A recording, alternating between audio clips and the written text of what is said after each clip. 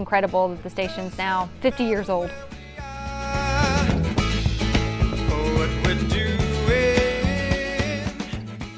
The history of WASU began in 1972, and so many different stories have come out of it since then. It's incredible.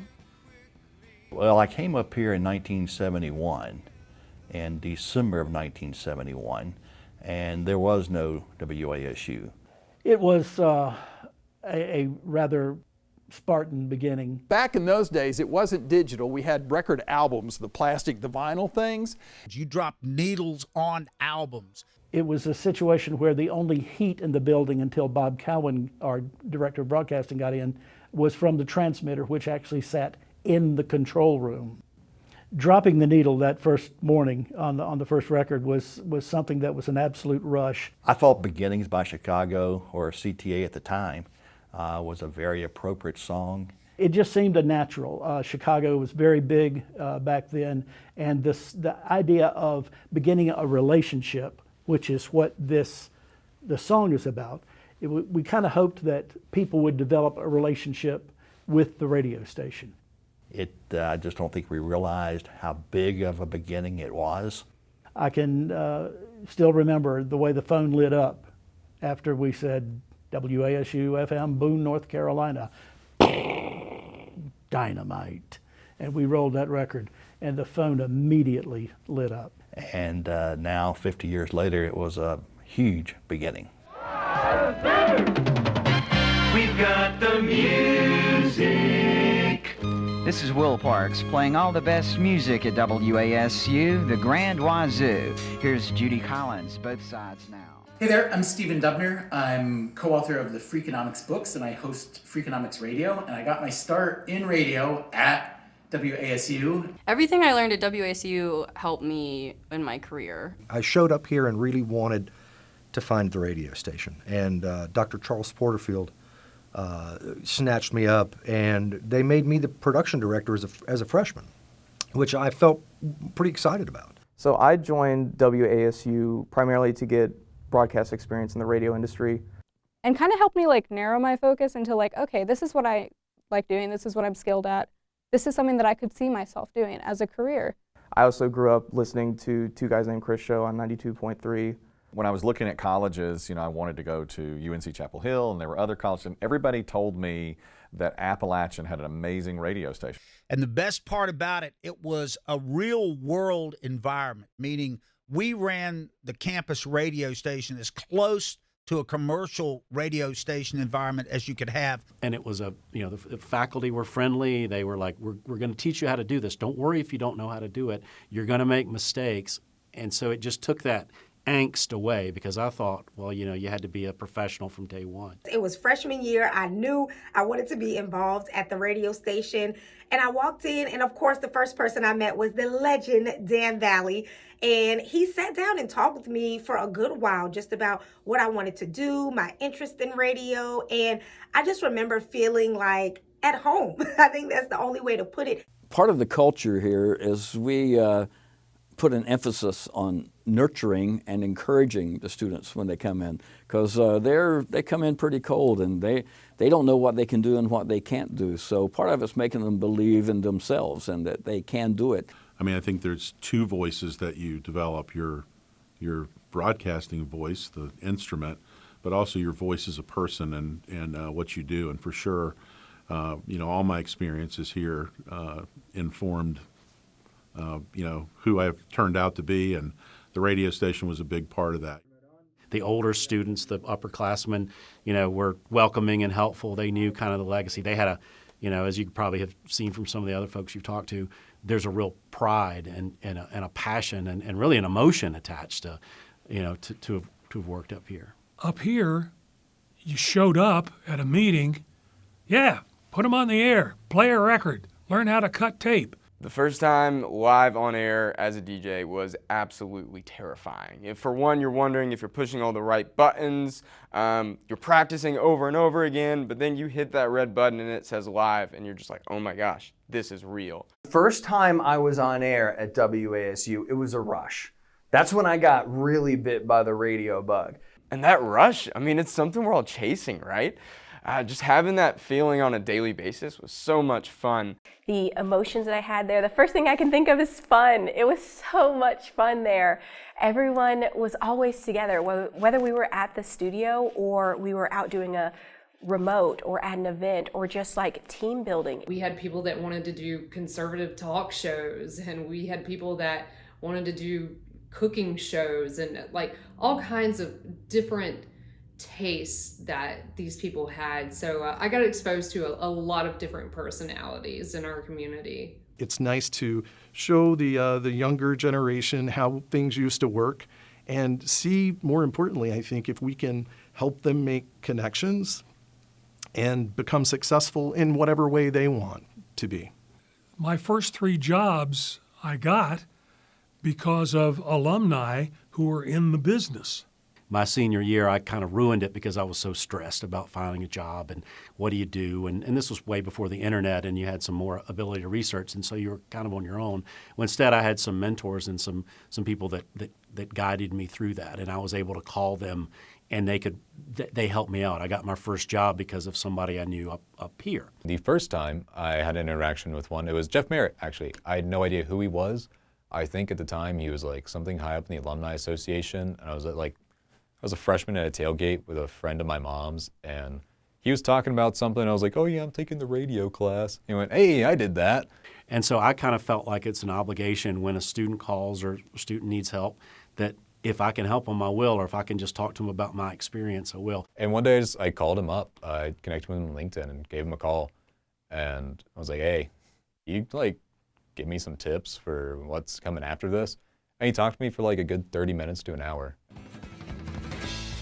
College radio, the way it was meant to be. Say that again. Say it. 90.5 WASU, the App FM. The ability of WASU to try it and succeed or fail that was a great teacher. We are student employees, but we're still learning. So slowly am I getting comfortable with the concept of failing. For recording audio and maybe losing it or something, or going on air and my mic's not even turned on, you learn from those mistakes, and to me, I learn better from my mistakes. I remember that I was getting ready to go on air, first break of my shift, and I potted everything up, the board was set, I started talking, and I felt really good about it, and I thought, this is great, okay, the first break, it's done. And then the program director at the time walks in and says, that was really good practice. Next time, though, you might want to turn the microphone on.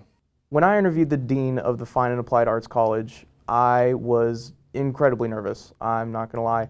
I think the Learning Lab provides a space that is safe, that you treat it professionally, but you make those mistakes here so that you can take what you've learned somewhere else and be more professional. When we actually sat down and we started talking, a lot of that pressure kind of melted away the longer the interview went. We ran the radio station, which is incredible to think that, who knows how many people were listening to the music and the morning shows that we put out there. And so it really helped me develop my voice and realize that your voice can be powerful. You can use your voice for good, to tell those good stories in the community and to share the positive that's happening. Students walk in the door at WASU, let's say they crack the mic for the first time. There is a lot of insecurities. You've never done this before. It is new, it is foreign. Everybody can hear me when I push this button. For me, that was the empowering thing, is finding my voice and being myself on air. And I learned so much about just communication from that. A lot of things that I still use today, and now this is what I do full time, is make radio and podcasts with that same desire to keep that connection between the speaker and the listener so close. It's not just skills that you learn for your broadcasting career or in the broadcast industry, it's life skills. You learn so much, you develop so much as a person. The college radio years, it taught me a lot about management, it taught me a lot about programming, and really prepared me to take my career in radio even further. And I don't think I ever forgot to turn my microphone on again after that moment.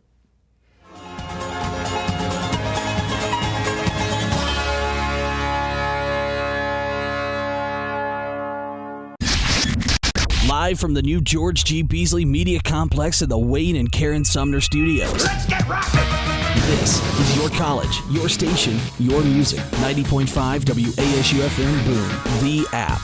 I went to tour the Beasley building when I was teaching for one of the Keller Institute workshops. And Dan Vallie took me into this room and said, "Oh, this is our museum room." And there was the console that was brand new when I was in college, so it made me feel really old. I had joked with my husband. I said, well, there's a whole lot of things I learned here that I didn't take forward because that doesn't exist anymore, like bulk erasing cards. When I was here, it was so different because we played music on CDs and on carts and we taped phone calls on reel-to-reel, and we edited tape together with splicing tape, so you really got your hands dirty here. What is the old saying? We rock the next block. Have you heard that one yet?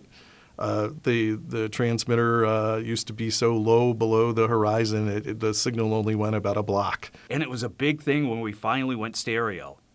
The little light came on and you had 2 channels, and that was just, we were so proud. We were so excited. It's like you could play the Beatles or Pink Floyd and it sounded right. Yeah, you start from humble beginnings in the basement, in one of the buildings across campus, to now you've got this entire Beasley Media Complex built. It takes something special to make that happen. But number one in my head's got to be the invite to the Broyhill to have lunch with the late George Beasley. He broke his checkbook out, stroked a huge check for the George G. Beasley Media Complex right there. The fact that George did what he did with his investment here in this building, and not just in this building, but the whole program really, has an impact that even he may not have could have ever comprehended. But he knew what he was doing. He knew he was investing in the future of the broadcast industry and investing in the future of these students that have come here. And then moving into the Beasley Media Complex, the level of just the caliber of the technology that was there, everything was so shiny and new. It just set a level of professionalism that has carried me through to my career today. With the beginning of the George G. Beasley Media Complex, it was like the beginning of a new era. The station's been here for 50 years as we're celebrating, but this was like a step into a new era when this building was built and the students started coming in here and working in this environment. 90.5. 90.5. 90.5 WASU-FM, Boone. Your college, your station, your music. 90.5 WASU, WASUrocks.com. I think when you're a college student, looking down the future is 6 months. Where am I going for Christmas and what I'm going to be doing this summer? That's the future. And I'm not sure we understood the magnitude of what we were getting ready to start. I think WASU's story and legacy is rooted in professionalism and community and teamwork at the root of it. I'm so proud of WASU and what it's done over the 50 years. Again, I go back to the difference it's made in so many lives of so many students.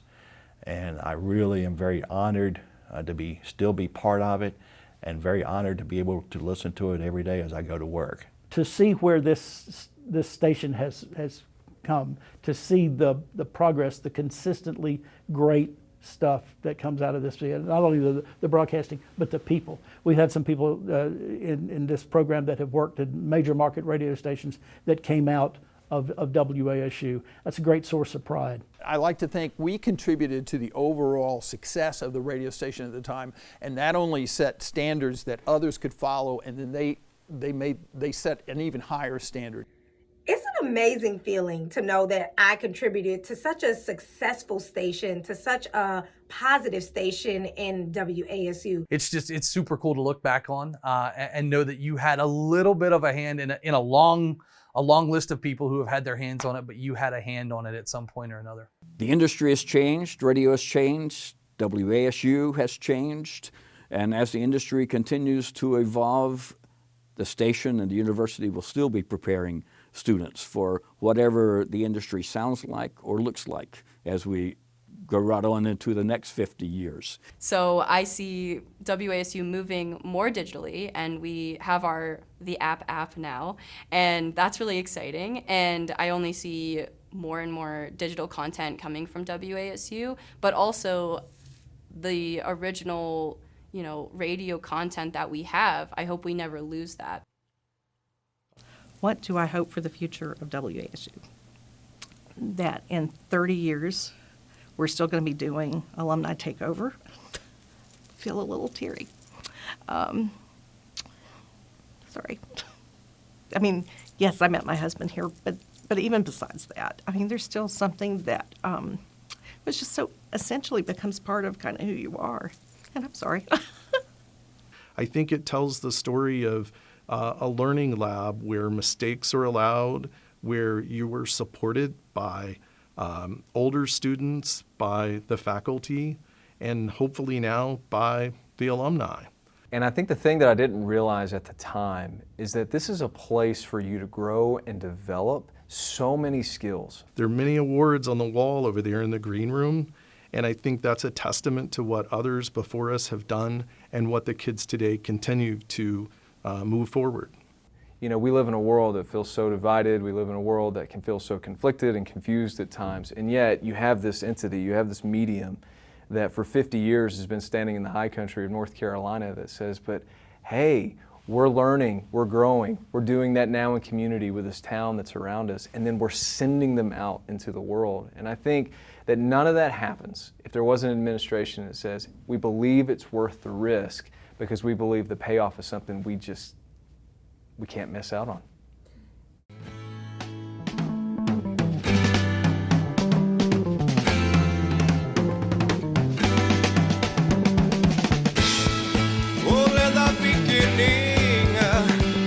What I want to feel forever.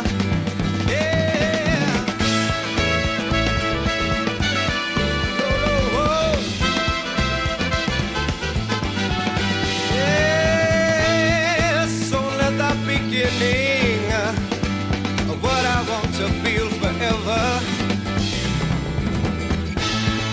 Oh, let the beginning. Oh, now just a start.